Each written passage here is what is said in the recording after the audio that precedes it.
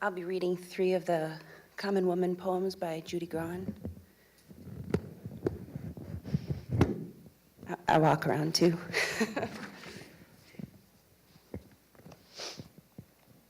Helen at 9 a.m., noon at 5:15.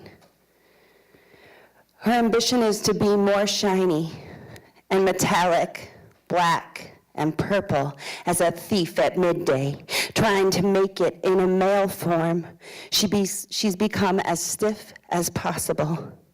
Wearing trim suits and spike heels, she says bust instead of breast. Somewhere underneath, she misses love and trust, but she feels that spite and malice are the price of success. She doesn't realize yet that she's missed success also, so her smile is sometimes still genuine.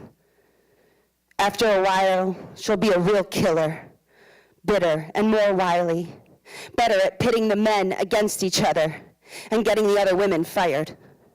She constantly conspires. Her grief expresses its fits of fury over details. Details take the place of meaning. Money takes the place of life. She believes that people are lice who eat her, so she bites first. Her thirst increases year by year, and by the time the sheen has disappeared from her black hair and tension makes her features unmistakably ugly, she'll go mad. No one in particular will care, as anyone who's had her for a boss will know the common woman is as common as the common crow. Ella in a square apron along Highway 80. She's a copper-headed waitress, tired and sharp-witted. She hides her bad brown tooth behind a wicked smile and flicks her ass out of habit to fend off the pass that passes for affection.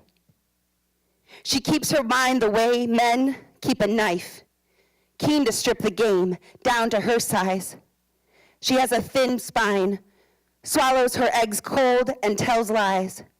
She slaps a wet rag at the truck drivers if they should complain. She understands that necessity for pain turns away the smaller tips out of pride.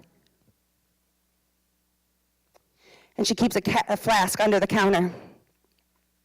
Once she shot a lover who misused her child. Before she got out of jail, the courts had pounced and given the child away.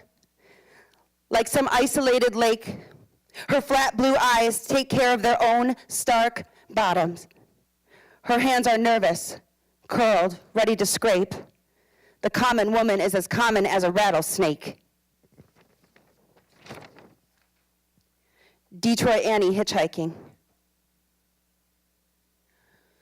Her words pour out as if her throat were a broken artery and her mind were cut glass carelessly handled. You imagine her in a huge velvet hat with a great dangling black feather, but she shaves her head instead and goes for 3-day midnight walks. Sometimes she goes down to the dock and dances off the end of it, simply to prove her belief that people who cannot walk on water are fakes, phonies, or dead. When she is cruel, she is very, very cool. And when she is kind, she is lavish. Fishermen think perhaps she's a fish, but they're all fools. She figured out the only way to keep from being frozen was to stay in motion, and long ago converted most of her flesh to liquid.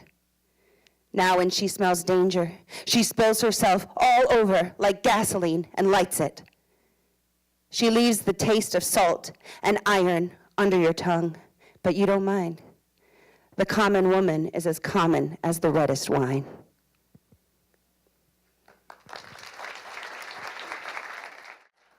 I hadn't planned on mentioning this, but over the weekend, I apologize, I'm not usually nervous to talk in front of people.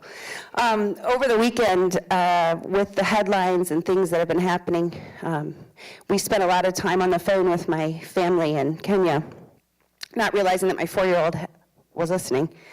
And she came to me on Sunday night and said, I'm worried. And I four-year-old worried. I said, why are you worried? And she said, are we going to be able to stay here in the country?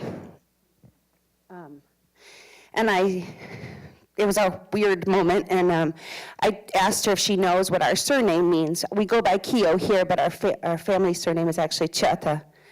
And she said no, and I said it means warrior in Kamba.